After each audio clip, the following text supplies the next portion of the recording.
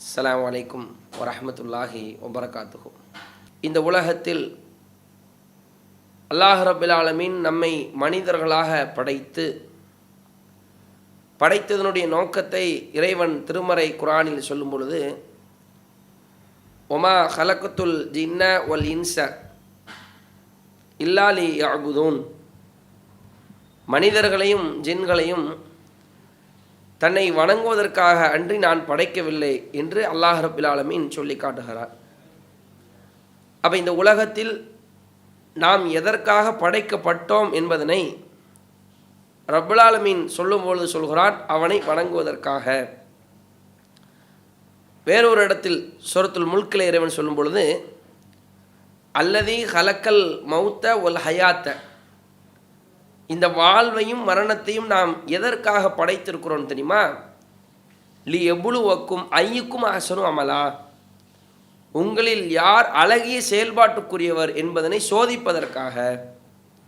எதுக்கு அல்லாஹ் படைச்சிருக்கிறான்? அந்த உலகத்தில் நம்ம உயிர் வாழ்வது எதுக்குன்னா, ஐயுக்கும் அஹ்சனு அமலா, செயல்பாட்டால், நம்முடைய செயல்களால் நம்மள யார் பெர்ஃபெக்ட், யார் நல்ல நற்காரியங்களில் உழைத்து யார் நல்ல செயல்படுகிறார் என்பதை சோதிப்பதற்காகத்தான் அல்லாஹ் இந்த வாழ்வு மரணத்தையும் வச்சிருக்கிறான். இன்றைக்கி நம்ம உலகத்தில் இருக்கிறோம், பல விஷயங்களை அல்லாஹ் நமக்கு தந்திருக்கிறான். குடும்பம் போன்ற உறவுகளை அல்லாஹ் தந்திருக்கலாம், வீடு வசதி வாய்ப்புகளை நமக்கு அல்லாஹ் கம்மி பண்ணியிருக்கலாம், அல்லாஹ் ரப்பல் ஆலமீன் வறுமையை நமக்கு கொடுத்துருக்கலாம். ஏராளமான விஷயங்கள் என்ன செஞ்சுருக்கிறான் அல்லாஹ் ரப்பல் ஆலமீன் நமக்கு சோதனையாக இந்த உலகத்தில் தந்து கொண்டே இருப்பான். அது குறிப்பாக பொது வாழ்க்கையில் இருப்பவர்களுக்கு கொஞ்சம் நெஞ்சமாக சோதனைகள் வரும். சொந்த குடும்பத்திலேருந்து சோதனை வரும், பொருளாதார ரீதியாக சோதனை வரும், சமுதாய ரீதியாக சோதனைகள் வரும், உடல் ரீதியான நோய் போன்ற காரியங்களால் சோதனைகள் வரும். இப்படிப்பட்ட ஒவ்வொரு சோதனைகளையும் நம்ம என்ன செய்வோம், உட்பட்டு இருப்போம். அப்போ இந்த சோதனைகள் எல்லாம் எதற்கென்றால், அல்லாஹ் நோயால் சோதிக்கிறானா, பொருளாதாரத்தால் சோதிக்கிறானா, வறுமையை கொண்டு சோதிக்கிறானா, நாம் இந்த உலகத்தில் எதை அனுபவித்தால் உள்ளத்தாலும் உடலாலும் நாம் பாதிக்கப்படுவோமோ அதை கொண்டு அல்லாஹ் சோதிக்கிறானா? எந்த சோதனை நமக்கு வந்தாலும் சரிதான், செயல்பாட்டில் நல்லவர் யார்? எனக்கு சோதனை வந்துருச்சு, நோய் வந்துருச்சு, நோய் காலத்தில் என்னுடைய செயல்பாட்டில் நான் எப்படி அழகானவனாக திகழ முடியும்? இன்றைக்கி ஒவ்வொருவரும் யோசிங்க, அவங்க குடும்ப பிரச்சனை யோசிங்க. ஒவ்வொரு ஆளுக்கும் ஒவ்வொரு பிரச்சனைகள் இருக்கும். இந்த அளவுக்குனா இன்றைக்கி உலகத்தில் இணக்கமான ஒரு உறவுனாலே கணவன் மனைவி தானே. அந்த கணவன் அந்த மனைவி பரஸ்பரமாக இருக்கக்கூடிய அந்த உறவு, அவங்க கூட சில விஷயத்தை ஷேர் பண்ண முடியாதுங்க. அந்த அளவுக்கு என்னை படைத்தவனிடத்தில் மட்டும்தான் இந்த பிரச்சனையை நான் சொல்ல முடியுங்கிற அளவுக்கு பல ஆண்கள் பல பெண்கள் பிரச்சனைகளில் இருப்பாங்க. இந்த பிரச்சனைகள் எல்லாம் நாம் இருக்கும் பொழுது யோசிச்சு பாருங்கள், மர்ம ரீதியான உழைப்புக்கு நம்ம என்ன செய்கிறோம்? இன்றைக்கி பொருளாதார ரீதியான ஒரு கஷ்டம் வந்த உடனேயே எப்படியாவது அலைஞ்சு திரிஞ்சு ஒரு வேலைக்கு போயிடுறோம்ல.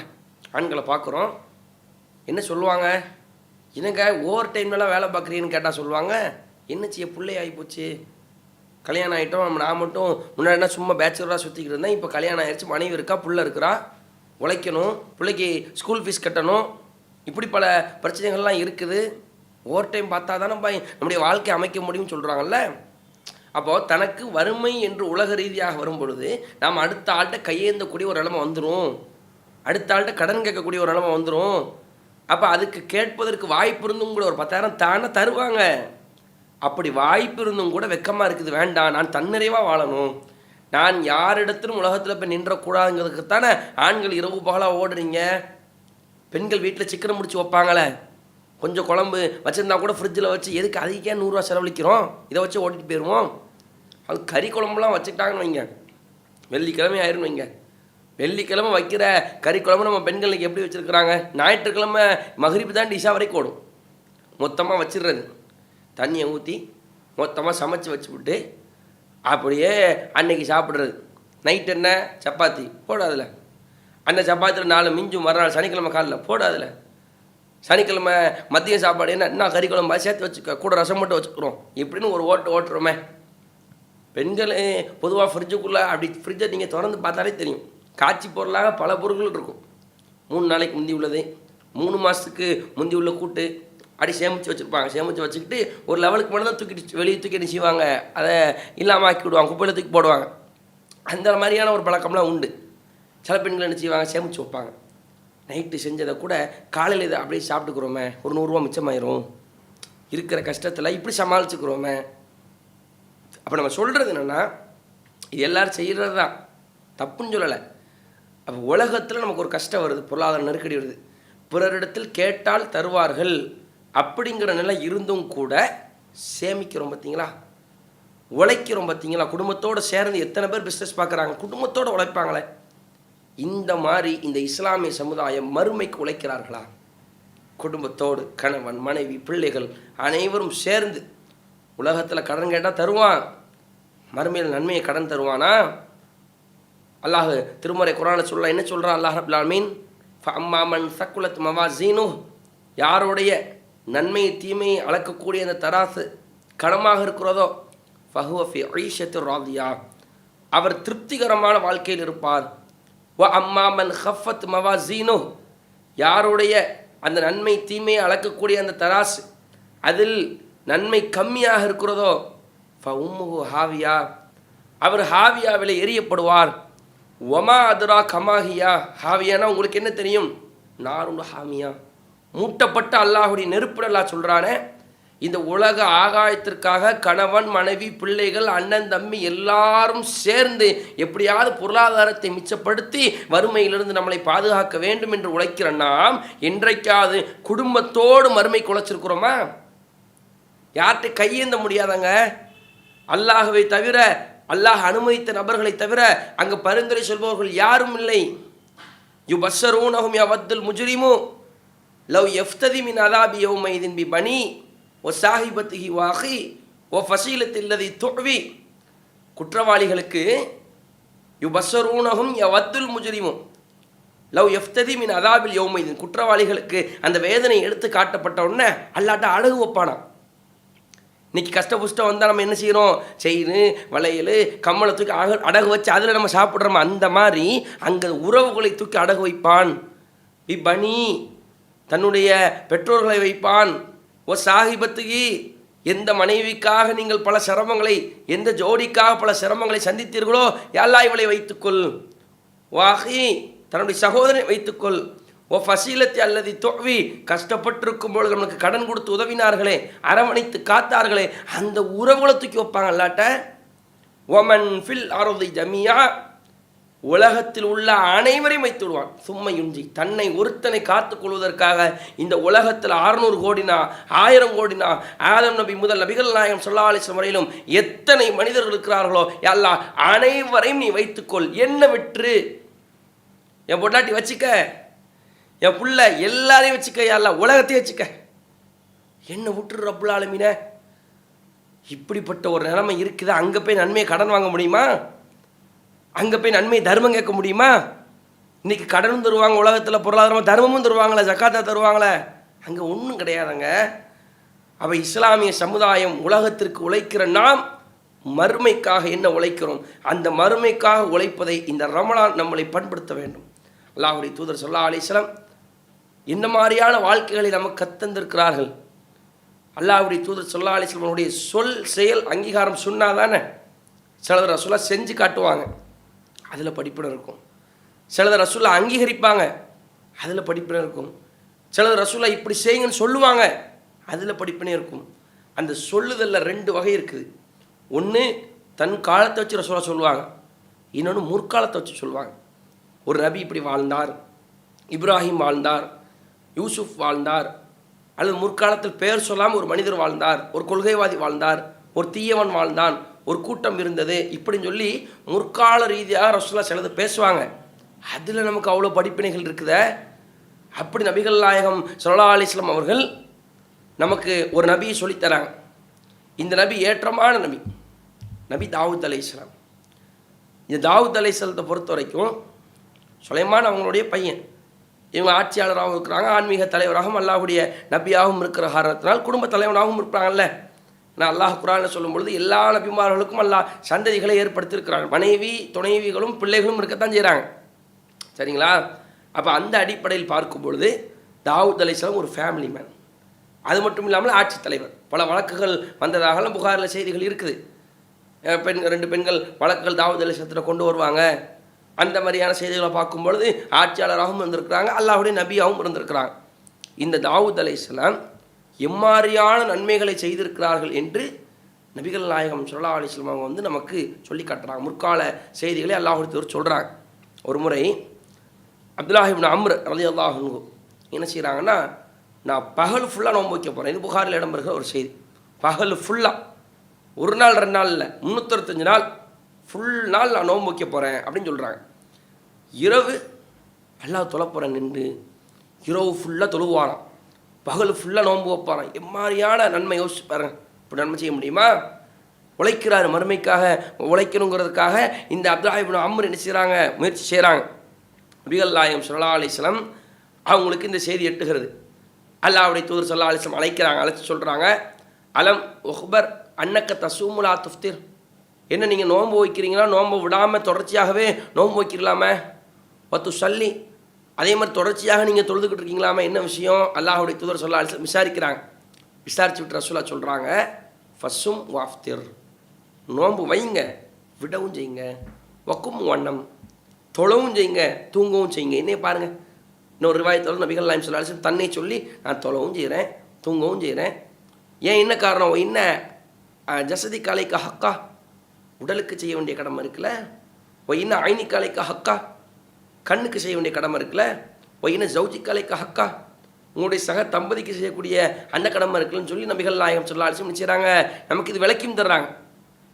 அப்போ யோசிச்சு பாருங்கள், இன்னொரு இடத்துல வருது, இவர் இந்த மாதிரியான நோன்பு விஷயத்தை சொல்லும் பொழுது இப்படி நீங்கள் நோன்பு வைங்க, நோன்பை விடவும் செய்யுங்க, தொழுவும் செய்யுங்க, தொழுவை விடையும் சொல்லுங்க என்று சொல்லிவிட்டு அல்லாஹ்வுடைய தூதர் ஸல்லல்லாஹு அலைஹி வஸல்லம் சொல்கிறான், இது புகாரில் இடம்பெறுகிற செய்தி தான், அஹப்பு சியாமி இலல்லாஹி சியாமு தாவூத். தான் கவனிக்கணும். அல்லாஹ்வுக்கு பிடித்தமான நோன்பு தெரியுமா? தாவூத் அலைஹிஸ்ஸலாத்துடைய நோன்பு. வேறு எந்த நபியும் சொல்லலை. எல்லா நபிமாரும் நோன்பு வைக்கத்தான் செய்கிறாங்க. ஏன் ரசூலா நோன்பு வைக்கத்தானே செஞ்சாங்க. ஆனால் நபிகள் நாயகம் தன்னுடைய வாயாலே சொல்கிறார்கள், அல்லாஹ்விற்கு ரொம்ப பிடித்தமான நோன்பு தெரியுமா? சியாமு தாவூத், தாவூத் அவர்களுடைய நோன்பு. அப்போ தாவூத் அலைஹிஸ்ஸலாம் எப்படி நோன்பு வச்சாங்க? ஆர்வம் வருது பாருங்க. அல்லாஹ்வுக்கே ஒரு நோன்பு பிடிக்குதுன்னா, எல்லாரும் செய்கிற செயலில் இவர் செய்கிறது மட்டும் அல்லாஹ்வுக்கு பிடிக்குதுன்னு சொன்னால் அவர் எப்படி செஞ்சுருப்பார்? நமக்கு இயல்பாகவே ஆர்வம் வரும். எப்படிங்க செஞ்சுருப்பார், எப்படித்தான் நோன்பு வச்சுருப்பார் நமக்கு தோணும். நபிகள் நாயகம் ஸல்லல்லாஹு அலைஹி வஸல்லம் அவங்க சொல்கிறாங்க, கானைய சூமு யௌமன், ஒரு நாள் நோன்பு வைப்பார், ஒ இஃப்திரு யௌமன், ஒரு நாள் நோன்பு விட்டுருவார். ஒரு நாள் நோன்பு வைப்பாங்க, ஒரு நாள் நோன்பை விட்டுருவாங்க. நோன்பு வச்சு நோன்பை விட்டு நோன்பை வச்சு நோன்பை விட்டு இப்படியே தொடர்ச்சியாக தாவூத் அலைஹிஸ்ஸலாம் தன்னுடைய வாழ்க்கையை அமைத்து கொண்டார்கள் என்றால் யோசிச்சு பாருங்கள். இன்றைக்கி நோன்புனா நம்ம எப்போ வைக்கிறோம்? அல்லாஹ்வுக்கு அஞ்சி ஒவ்வொரு உள்ளத்தை தொட்டு சொல்லுங்கள். ரமலானுக்கு ஆர்வம் காட்டுவோம், ரமலானுடைய நோன்பு வைக்க வேண்டும் என்று ஆர்வம் காட்டுவோம், தப்பில்லை, அது கடமையான நோன்பு தான். அது அல்லாமல் சுன்னத்தான நோன்பு வைக்கணும்னு என்னைக்காவது யோசிச்சுக்கிறோமா? மாதம் 3 நோன்புகள் நபிகள் நாயகம் சொன்னாங்களே, நபிகள் நாயகம் சொன்ன எத்தனையோ சுன்னாவான நோன்புகள்லாம் இருக்குது நமக்கு. அரஃபா தினத்தில் நம்ம நோன்பு நோக்கலாமே. அல்லாஹ்வுடைய தூதர் இப்படி வலியுறுத்தி எவ்வளவு நோன்பு இருக்கு, என்ன நோன்பு வச்சோம் நீங்கள் சொல்லுங்கள். ஒரு வருஷத்தில் ரமலானை தவிர்த்து மறுமைக்காக என்னங்க உழைச்சிருக்கோம்? ரமலான் என்பது கடமை. எப்படி உலகத்துக்கு ஓவர் டைமாக உழைக்கிறோமோ அந்த மாதிரி மறுமைக்கு என்ன ஓவர் டைமாக என்ன செஞ்சோம்? எக்ஸ்ட்ரா நோன்பு வச்சோமா? நம்ம எல்லோரும் யோசிக்கணும், என்ன பண்ணியிருக்கோம் மறுமைக்கு? உலக வீடு சேர்த்தாச்சு, ஏசி போட்டாச்சு, ஃபேனை போட்டாச்சு, எல்லாம் மறுமைக்கு என்ன பண்ணியிருக்கிறோம் யோசிச்சிங்களா? மறுமைக்காக ஒரு ஹஜ் பண்ணிட்டேன், இன்றைக்கி பாவமணி பண்ணிட்டேன், இத்தனை திக்ரு செஞ்சுட்டேன், எடுங்க சாட்டை, ஒவ்வொரு ஆள் சாட் எடுங்க, என்ன பண்ணியிருக்கிறோம் மறுமைக்கு? அப்படி சிந்திச்சு பாருங்கள். அல்லாஹ்வுடைய பாதையில் இத்தனை லட்சத்தை நான் கொடுத்துருக்குறேன், இது எனக்கு மறுமையில் உதவுன்னு சொல்லி லிஸ்ட்டு போட முடியுமா? இன்றைக்கி எந்த அளவுக்கு பலகீனமாக இருக்கிறோம். அப்போ அல்லாவே சிறப்பிச்சு சொல்கிறான். நீங்கள் நான் சொன்னதில்லை, ரசூலுல்லாஹ் சொல்லலை, ரசூலுல்லாஹ் சொல்கிறாங்க, அல்லாஹ் சொன்னதாக சொல்கிறாங்க. அல்லாஹ்வுக்கே பிடித்தமான நோன்பு எதுனா தாவூத் அலைஹிஸ்ஸலாம் அவருடைய நோன்பு. எப்படி இருந்திருப்பாங்க தாவூத் அலைஹிஸ்ஸலாம், எம்மாதிரியான இறையச்சத்தில் வச்சுருப்பாங்க. இதில் நமக்கு எவ்வளோ படிப்பினே இருக்குது. அந்த செய்தியில் புகாரில் வருகிற அந்த செய்தியில் கடைசியாக வருகிறது, வ அஹப்பு ஸலாத்தி இலல்லாஹ், அல்லாஹ்வுக்கு ரொம்ப பிடிச்ச தொழுகை தெரியுமா? சலாத் தாவூத். தாவூத் அலைஹிஸ்ஸலாமுடைய தொழுகை தான் பிடிக்கும். தொழுகையிலுமே அல்லாவுக்கு ரொம்ப மற்ற ஆள்லாம் பிடிக்காதுன்னு இல்லை, எல்லாருடைய தொழுகையும் எல்லா நபிமாரோடைய தொழுகை ஏற்றுக்கொண்டான், பிடிக்கும், ரொம்ப பிடிச்சது பெஸ்ட். ரெண்டுமே எனக்கு பிடிச்சிருக்கு, இதில் ஒன்று செலக்ட் பண்ணுங்கன்னா ஒன்று செலக்ட் பண்ணுவோம்ல, ஆக்கன் இது பிடிக்கலன்னு அர்த்தம் இல்லை, இதுவும் நல்லா இருக்குது, தரமாக இருக்குது, 100% தான், இதை விட இது கொஞ்சம் ஈர்த்துருச்சு அப்படிங்கிற மாதிரி தாவூத் அலைஹிஸ்ஸலாத்தோட தொழுகை எனக்கு ரொம்ப பிடிச்சிருக்கு அல்லாஹ் சொல்வதாக நபிகளார் சொல்கிறாங்க. புகாரில் வர்ற செய்தி. எப்படி தொழுவாங்க? காண எனாமு நிஸ்ஃபல்லைல், இரவை பாதியாக பிரித்து அந்த பாதி இரவில் நல்லா தூங்கிடுவாங்க. அதாவது 8 மணி நேரம் இரவு வருதுன்னு வச்சுக்கோங்களேன், 4 மணி நேரம் நல்லா ரெஸ்ட் எடுத்துருவாங்க. மீதி 4 மணி நேரத்தில் அந்த 4 மணி நேரத்தை 3ல் ஒரு பகுதியாக பிரிப்பாங்க. 3ல் ஒரு பகுதியாக பிரித்து 1.25 மணி நேரம் வருமா, அந்த 1.25 மணி நேரம் என்ன செய்வாங்க? அல்லாஹ்வை எழுந்து நின்று தொழுவாங்க. ஒயக்கூமு சுலுசா, 3ல் ஒரு பகுதி, மொத்தம் 8 மணி நேரம்னு வச்சுக்கோங்க, அதை 2ஆக பிரிச்சுருங்க. பிரித்து விட்டால் 4 நாள் ஆயிரும். பாதி 4 வரைக்கும் தூங்கிடுவாங்க, மீதி 4 3ஆக பிரிப்பாங்க. 3ஆக பிரித்து பார்த்தீங்கன்னா ஒரு 1.25 மணி நேரம் வரும். அந்த 1.25 மணி நேரம் எழுந்து நின்று தொழுவாங்க. தொழுதுட்டு மீதி நேரத்தை நினச்சோன்னா 6ல் 1ஆக பிரித்து அதில் தூங்குவாங்க. இதுதான் அவங்க செஞ்சது. பாதி இரவு தூங்கிட்டு 3ல் 1 தொழுதுட்டு மீண்டும் வயனாமோ சுதுசா, 6ல் ஒரு பகுதி தூங்கி விடுவார்கள். இந்த தொழுகை என்பது அல்லாஹ்வுக்கு ரொம்ப பிடிச்சது. இன்றைக்கி நம்ம ரமலானில் கடைசி 10ல் என்ன செய்வோம்? எழுந்து தொழுவோம். என்றைக்காவது ரமலான் அல்லாத நாளில் ஏஞ்சி வித்துரோ இரவு தொழுகையை நம்ம தொழுதுருக்குறோமாங்க? பெருசாக வாதம்லாம் பண்ணுவாங்க, 8 ரக்காயத்தா 20 ரக்காயத்தா வாதம் பண்ணுற நம்ம ரமலானை தவிர்த்து இன்னைக்கா அந்த வாதம் வருத சமுதாயத்தில்? யோசிச்சு பாருங்கள். 8ஆ 20ஆன்னு வருதில்ல, 8 தான் ஆதாரம் இருக்குங்க தனி, 20க்கு ஆதாரம் இல்லை அப்படிங்கிறதுக்குலாம் நம்ம பல சந்தர்ப்பங்களில் நம்ம ஜமாத்தின் சார்பாக விளக்கியிருக்கிறாங்க. குரான் ஹதீஸ் தான் சொல்லுது 20க்கு எந்த ஆதாரமும் இல்லை. அப்போ நம்ம 8 3 தொழுகிறோமே, அல்லது அந்த ஏறத்தால் அந்த எண்ணிக்கையில் நம்ம தொழுதுகிட்டு வர்றோமே, ஏன் இது ரமலானில் மட்டும் பேசும் பொருளாகுது? ஏன்னா அப்போ தான் நம்ம தொழுகிறோம். ரமலானில் மட்டும் தொழுகிற காரணத்தினால தான் ரமலானில் பேசும் பொருளாகுது. ரமலான் அல்லாத காலத்தில் என்னைக்காவது ஆயிருக்குதா இது? ஏன் ரமலானில் மட்டும்தான் தொழணுமா? நம்ம தொழுகிற அந்த செய்தி என்னங்க சொல்லுது? ஆயிஷா அவங்கள்ட்ட வந்து அல்லாஹ்வுடைய தூதருடைய இரவு வணக்கம் எப்படி இருந்துச்சு கேட்கும் பொழுது, ரமலானிலும் ரமலான் அல்லாத காலத்தில் அப்படிலாம் தொழுவாங்க. அல்லாஹ்வுடைய தூதர் ஸல்லல்லாஹு அலைஹி வஸல்லம் தொழுது கால் பாதங்கள் வீங்கிருமா, செவந்துருமா, கடுத்துருமா. ஆயிஷா கேட்குறாங்க, அல்லாஹ்வுடைய தூதரை என்ன இது, ஏன் பாதம் வீங்கிற மாதிரி தொழுகிறீங்களா, என்ன விஷயம்?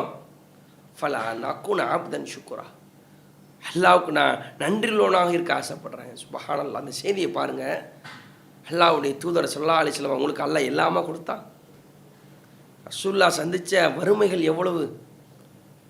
3 மாதம் ரசூலுல்லாஹ்வுடைய வீட்டில் அடுப்பெரியலைங்க. இன்றைக்கி யார் வீடு இருக்குது? 2 நாள் அடுப்பெரியாமல் இருக்குமா? இருக்கும். சொமோட்டோவில் ஆர்டர் பண்ணிட்டோம்னா 2 நாள் அடுப்பெரியாமல் இருக்கும். 3 மாதம் அடுப்பெரியலை. இல்லல் அஸ்வதைன், 2 கருப்புகள் தான் எங்களுக்கு உணவாக இருந்தது, பேர்ச்சம்பளமும் தண்ணீர் மட்டும்தான். அன்னை ஆயிஷா அவர்கள் அறிவிக்கிறாங்களே, இதை விட ஒரு சோதனையா நமக்கு? 3 மாதங்க. யோசிச்சு பாருங்க. அல்லாஹ்வுடைய தூதர் ஸல்லல்லாஹு அலைஹி வஸல்லம் சாகிற வரைக்கும் பொரித்த ஆட்டை சாப்பிட்டதில்லை. எந்த மாதிரி அல்லாஹ் சோதிச்சா? ரசூலை நல்ல பணக்கார ஆடையை போட்டு அலைஞ்சாங்களா, கிழிஞ்ச ஆடை தன்னுடைய ஆடையை தைத்துக் கொள்வார்கள். கூடத்தில் அமர்ந்து இருந்தாங்கன்னா ஐயுக்கு முகம்மது, யாருப்பா தூதர், முகமது யாருன்னு கேட்பாங்களாம். இன்றைக்கி ஒரு ஏரியா கவுன்சிலரை கேட்க வேண்டாமே, வெள்ளையும் சொல்லியமா வாட்ச் போட்டு செயினை போட்டு பார்த்தோன்னே இவர் ஏதோ அரசியல்வாதின்னு சொல்கிற அளவுக்கு ஒரு ஏரியா கவுன்சிலர் இருக்கிறாரு. அல்லாஹ்வுடைய தூதர் மக்களோட மக்களாக இல்லை. ரசூலாட்ட பொருளாதாரம் மக்காவுடைய காலத்தில் இருந்துச்சு. மதீனாவில் வந்து மார்க்கத்துக்காக எல்லாத்தையும் இழந்தாங்க. இப்போ யோசிச்சு பாருங்கள், இந்த அளவுக்கு அல்லாஹ்வுடைய தூதர் ஸல்லல்லாஹு அலைஹி வஸல்லம் சோதிக்கப்பட்டாங்களே. ரசூலுல்லாஹ்வுக்கு தாய் இருக்கிறாங்களா? இறந்துட்டாங்க. தந்தை இருக்கிறாங்களா? இறந்துட்டாங்க.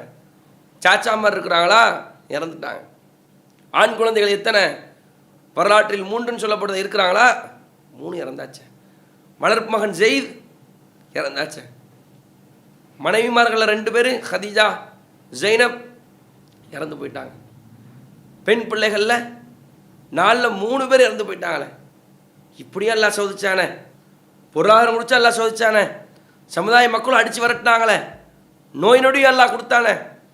இந்த சோதனையில் அல்லாஹ்வுடைய தூதர் பொருளாதாரம் இல்லாமல், ஒரு முறை ஒரு செய்தி சொல்கிறேன் கூடுதலாக, சொல்ல அப்படியே வெளியே வர்றாங்க. மக்கள்லாம் சாப்பிட்டு ஓய்வு எடுக்கிற ஒரு நேரங்க. இதெல்லாம் நம்முடைய வாழ்க்கையில் என்னைக்காவது செஞ்சுருக்கோமா யோசிச்சுப்பாரு. வெளியே வந்தால் அபூபக்கர் உமரும் வராங்க. ரசூலுல்லாஹ் கேட்குறாங்க, அபூபக்கரை உமரை என்ன இந்நேரம் வர்றீங்க, சாப்பிட்டு தூங்குற நேரம்? அல்லாஹ்வுடைய தூதரே பசி, அல்லாஹ்வுடைய தூதரே பசி. எப்படிப்பட்ட மனிதர்கள் அபூபக்கரும் உமரும்? மக்காவில் கொடி கட்டி பறந்தவர்கள். ஒருவேளை சாப்பாடு இல்லாமல் வயிறு கவ்வி வெளியே சாலைக்கு வருகிறார்கள். வந்து நின்னா பசியினால் எங்களால் இருக்க முடியல அல்லாஹ்வுடைய தூதரே, நீங்கள் ஏன் வந்தீங்க? அல்லாஹ்வுடைய தூதர் சொல்கிறாங்க, அபூபக்கரே உமரே, எந்த பசி உங்களை வீட்டிலிருந்து வெளியேற்றியதோ அதே பசிதான் என்னையும் என் வீட்டிலிருந்து வெளியேற்றியது என்று அல்லாஹ்வுடைய தூதர் சொல்கிறாங்க. ரசூலுல்லாஹ் கொஞ்சம் கற்பனை பண்ணி பாருங்க. ஒரு தூதரின் மீது ஒரு அவச்சொல்லை ஒருவன் சொன்னால் நமக்கு எப்படி இயல்பாக ரத்தம் கொதிக்குது. அந்த தூதரை கற்பனை பண்ணி பாருங்க. அவர் பசியோடு சாலையில் இருக்கிறார். அவர் யார்? உமா அர்சல்னாக இல்லா ரஹ்மத்தல் லில் ஆலமீன். இந்த அகிலத்தாருக்கு அவர் ஒரு அருட்கொடையாக இருக்கக்கூடியவர். இந்த சமுதாயத்தினுடைய பெரும் தலைவராக இருக்கக்கூடியவர். லா இலாஹ இல்லல்லாஹ் முஹம்மது ரசூலுல்லாஹ், முஹம்மது என்பவர் எங்களுடைய தூதர். அப்படிப்பட்ட ஒரு தூதர் ஒருவேளை சாப்பாடுக்கு வழி இல்லாமல் வெளியே வந்து நிற்கிறார்கள் என்றால், அன்பு சகோதர சகோதரிகளை, தாய்மார்களை, இஸ்லாமியர்களை, இன்றைக்கு நமக்கு வருவதெல்லாம் சோதனையே இல்லை. வறுமையின் காரணத்தினால் எங்களால் அமல் செய்ய முடியவில்லை என்று சொல்கிற ஒவ்வொரு இஸ்லாமிய ஆணும் பெண்ணும் நீங்கள் சிந்தித்துக் கொள்ளுங்கள். அல்லாஹ்வுடைய தூதருக்கு வராத ஒரு சோதனை இல்லை. அல்லாஹ்வுடைய தூதர் சந்திக்காத உயிர் இழப்பு இல்லை. அல்லாஹ்வுடைய தூதர் சந்திக்காத ஒரு வறுமை இல்லை. அல்லாஹ்வுடைய தூதர் சந்திக்காத ஒரு எதிர்ப்பு இல்லை. அல்லாஹ்வுடைய தூதர் சந்திக்காத பிரச்சனைகள் உலகத்தில் யாருக்கும் இல்லை. அந்த அளவுக்கான பிரச்சனையை அல்லாஹ்வுடைய தூதர் சந்தித்தார்கள். அப்படி சந்தித்தும் கூட இந்த தூதர் வணக்க வழிபாட்டில் குறை வைக்கவில்லை. அப்படி அல்லாஹ் தூதர் சொல்றாங்க, அஃபலா நகுன அப்தன் ஷுக்குரா, நான் அல்லாஹ்வுக்கு நன்றியுள்ளவனாக இருக்க ஆசைப்படுறேன். இப்போ தெரியுதா வார்த்தையினுடைய வெயிட்டு? லேசாக அந்த ஒரு ஹதீஸை படிக்கும்போது விளங்காது, பின்னணியை பார்க்கணும். இந்த பின்னணியில் இருந்து ரசூலுல்லாஹ் சொல்லும்போது, ஆஹா, எதையும் கொடுக்காத அல்லாஹ்வுடைய தூதரே, சோதனையே வாழ்க்கை என்று வைத்திருந்த அல்லாஹ்வுடைய தூதரே, அல்லாஹ்வுடைய தூதராக டைரக்ட் கட்டுப்பாட்டில் இருக்கிற இந்த நபியே மறுமைக்காக இவ்வளவு உழைக்கிறார் என்றால், நீங்களும் நானும் மறுமைக்காக எப்படி உழைக்க வேண்டும் அன்பு சகோதர சகோதரிகளே. எந்த அளவுக்கு மறுமையினுடைய ஃபஸ்தபிகுல் ஹைராத், நன்மையின் பக்கம் நீங்கள் விரைந்து விடுங்கள் அல்லாஹ் சொல்றானே, எந்த அளவுக்கு நம்ம நன்மை செய்யணும் ஒவ்வொரு யோசிங்க. இப்போ தாவூத் அலைஹிஸ்ஸலாம் நோம்புலையும் சூப்பர், தொழுகையிலும் சூப்பர். பார்த்தீங்கன்னா ஒரு முறை அபு மூசா அன்னவர்களுடைய அந்த கிராத்தை கேட்குறாங்க நபிகள் நாயகம் ஸல்லல்லாஹு அலைஹி வஸல்லம். இது புகாரில் வருகிற ஒரு செய்தி தான். கேட்ட உடனே நபிகள் நாயகம் ஸல்லல்லாஹு அலைஹி வஸல்லம் சொல்கிறாங்க, யா அபா மூசா, அபு மூசாவே, லக்கது ஊத்தீத்த மிஸ்மாரன் மின் மசாமிர் ஆலி தாவூத், தாவூத்துக்கு வழங்கப்பட்ட அந்த குரல் ஞானம் உங்களுக்கு வழங்கப்பட்டிருக்கு. தாவூத் அலைஹிஸ்ஸலாம் அவர்கள் வந்து அப்படி கேட்டிருப்பாங்க உங்களுக்கு, ரசூலுல்லாஹ்வுக்கு எப்படியா எடுத்து காட்டப்பட்டிருக்கலாம்ல. சொல்கிறாங்க, தாவூத் அலைஹிஸ்ஸலாத்துக்கு வழங்கப்பட்ட அந்த குரான் ஞானம் குரான் விஷயத்தில் உங்களுக்கு வழங்கப்பட்டிருக்குது. இன்னைக்கு எத்தனை பேர் நம்மளுடைய பிள்ளைகள் ராகமாக குரான் ஓத வேண்டும் ஆர்வம் காட்டுறோம்? அல்லாஹ்வுக்கு மீது சொல்லுங்கள். உங்கள் பிள்ளை பாட்டு படித்தா நல்லா இருக்குது. இப்போ இடையில ட்ரெண்டாக வந்திருக்கான் அரபு குத்து பாட்டான். என் பையன் அதை படிக்கிறான். பல பேரை மட்டும் கேட்குறாங்க, ஆலிம்சா அரபு குத்து பாட்டு பார்த்தீங்களா எப்படி இருக்குது? நம்ம ஒரு வருஷம் அலிஃப் பாத்தா பாடம் எடுக்கிறோம், அதை பாட மாட்டேங்கிறான், அதை படிக்க மாட்டான். அரபு குத்து டான்ஸ்னு ஏதோ பாட்டு வந்த உடனே அதை மனப்பாடம் பண்ணி படிச்சுக்கிட்டு இருக்காங்க, அதை ராகமாக பாடுறாங்க. இன்றைக்கி ஆனுவல் டே என்ற பெயரால் ஸ்கூலில் தங்களுடைய பிள்ளைகளை மேடலை ஏற்றி வச்சுக்கிட்டு, என் பிள்ளை பாடுற பாட்டை பாருங்கள், மாமாவுக்கு ஒரு பாட்டு பாடி காட்டு, யாருக்கோ குரான் வசனத்தை சொல்கிற மாதிரி, என் பிள்ளை எப்படி பாடுறா மனப்பாடம் பண்ணி. கேவலம் சமுதாயம். இந்த சினிமா என்பது சமுதாயத்தை சீரழிக்கக்கூடிய ஒன்று. எவனோ எங்கேயோ கூத்தடிப்பதற்காக நாம் இங்கு நேரத்தை செலவழிக்கிறோம் என்பது கூட தெரியாமல் இஸ்லாத்திற்கு எதிரான ஒரு செயலை தன் பிள்ளைகள் செய்யும் பொழுது அதை தட்டி பாராட்டுகிற இந்த சமுதாயம், என் பிள்ளை அழகிய முறையில் குர்ஆன் ஓத வேண்டும், குர்ஆன் வசனத்தை கேள், குர்ஆன் வசனத்தை மனனம் செய், அதற்கான முயற்சியில் நீ இறங்கு என்று எத்தனை தாய்மார்கள், எத்தனை தந்தைமார்கள் தன்னுடைய பிள்ளைகளை குர்ஆனோடான அந்த நெருக்கத்தை நீங்கள் ஏற்படுத்துகிறீர்கள். குறிப்பாக இந்த ரமலான் மாதத்தில், ஷஹ்ரு ரமலான் அல்லதி உன்சில ஃபீஹில் குர்ஆன், இந்த மாதத்தில் குர்ஆனை நாம் இறக்கினோம். அல்லாஹ் சொன்னானே, இந்த மாதத்தில் குர்ஆனை எந்த அளவுக்கு ஓதணும், ஏனைய மாதத்திலையும் ஓதணும். இந்த ராகத்துக்கு முக்கியத்துவம் கொடுக்குறோம் அன்னைக்கு இல்லை. குர்ஆனை வாசிக்கிறோமாங்க, ராகத்தை விடுங்க, எடுத்து வாசிக்கிறோமா குர்ஆனை? குர்ஆன் வாசித்து எவ்வளோ நாள் ஆச்சு? ரமலான் வந்தால் மட்டும் அப்படியே மேலே உள்ள குர்ஆன் கீழே வருது, ரமலான் வந்தால் மட்டும் அப்படியே குர்ஆன் திறக்குது, ரமலான் வந்தால் மட்டும் ஃபோனில் உள்ள குர்ஆன் ஆப் அப்படியே அப்டேட் பண்ணுறோம். மற்ற நேரம் அப்டேட் இல்லாமல் அப்படியே கிடக்குமே. உள்ளே போனீங்கன்னா அப்டேட் கேட்கும், ஃபேஸ்புக் அப்டேட் கேட்காது, வாட்ஸ்அப்பில் அப்டேட் கேட்காது, கேட்டால் உடனே அப்டேட் பண்ணிடுவார். நெட்டு இல்லைன்னா பிச்சை எடுத்தால் நெட்டு போட்டு எவன்டே ஒய்ஃபை ஹாட்ஸ்பாட் ஆன் பண்ணுமாப்பில் எப்படியாவது பண்ணிக்கிறேன். குர்ஆன் ஆப்பு, குர்ஆனை வச்சுருக்கிறோம்ல, என்ன அப்டேட் பண்ணணும், குர்ஆன் எடுத்து என்ன ஓதணும், இது ஒவ்வொருவரும் சிந்தித்து பார்க்க வேண்டும். குர்ஆன் ஓதுதலில் எவ்வளோ தவறு பண்ணுகிறோம், எந்த அளவுக்கு அதில் நம்ம ஆர்வம் காட்டி கொண்டிருக்கிறோம் யோசிச்சு பாருங்கள். தன்னுடைய கரத்தால் உழைத்து உழைத்து வேர்வை சிந்தி உழைக்கக்கூடிய ஒரு மனிதர் தாவூத். இவ்வளவு சிரமப்பட்ட இந்த தாவூத் அலைஹிஸ்ஸலாம் குடும்ப தலைவராக இருந்து அவர் தன்னுடைய கரத்தால் உழைத்தார். தொழாமல் அவர் இருக்கவில்லை, அல்லாஹ்வுக்கு பிடித்தமான வகையில் தொழுதார், தன் கரத்தால் உழைத்தார். நோன்பு வைக்காதவராக அவர் இருக்கவில்லை, நோன்பு வைத்துக் கொண்டே அல்லாஹ்விற்கு பிடித்த நோன்பை அவர் செய்து கொண்டிருந்தார். தன் கரத்தால் உழைத்தார். உழைக்கிற காரணத்தினால் உடம்பு வலி இருக்கிறது, நேரம் இல்லை, குடும்பம் இருக்கிறது, குட்டி இருக்கிறது என்று புலம்பவில்லை. குர்ஆனை அழகிய முறையில் அழகிய கிராத்தில் அவர் ஓதினார். இதெல்லாம் விஷயம். இதைத்தான் நம்ம சிந்திச்சு பார்க்கணும். அப்போ என்ன சாக்கு போக்கு சொல்லுவீங்க? தாவூத் அலைஹிஸ்ஸலாம் உழைப்போம் உயர்வோம் என்றால் உலகத்திலையும் உழைக்கணும், அதை விட பல லட்சக்கணக்கான மடங்கு மறுமைக்கும் உழைக்கணும். அந்த மாதிரி தாவூத் அலைஹிஸ்ஸலாம் அவங்க உழைச்சிருக்கிறாங்களே, இதை நம்முடைய சமுதாயம் புரிந்து கொள்ள வேண்டும். குறிப்பாக இந்த ரமலானுடைய காலத்தில் சொற்பொழிவை கேட்கக்கூடியவர்கள் நம்ம சிந்தித்து கொள்ள வேண்டும். நாம் இந்த நோன்பு காலத்தில் ரமலானுக்கு என்னென்ன மறுமைக்காக உழைக்கிறோமோ அதை அதிகப்படுத்தி ஏனைய மாதத்திலும் நாம் உழைக்க வேண்டும். அன்பு இஸ்லாமிய சகோதர சகோதரிகளே, இந்த உலகத்தில் வருகிற எல்லா சோதனைகளையும் தவிடுபொடியாக்கி நம்மளுடைய இலக்கு எதுவோ, கொண்ட கொள்கை எதுவோ, படைத்த ரப்புல் ஆலமீனிடத்தில் எந்நேரமும் நாம் சரணடைய இருக்கிறோம். எந்நேரமும் மலக்குல் மௌத் வந்து நம்மை பிடித்து நம்முடைய ரூகை கலட்டுவதற்கு ரெடியாக இருக்கிறார். அந்த நேரம் வரும்பொழுது நாம் செய்த நன்மைகள் தான் நம்மை விட அதிகமாக இருக்க வேண்டும். அந்த நன்மையை நாம் பெற வேண்டும். இலக்கை அடைவோம், உழைப்போம், உயர்வோம் என்று கூறி இந்த சிறிய உரையை நிறைவு செய்து கொள்கிறேன். அஸ்ஸலாமு அலைக்கும் வரஹ்மத்துல்லாஹி வபரகாத்துஹு.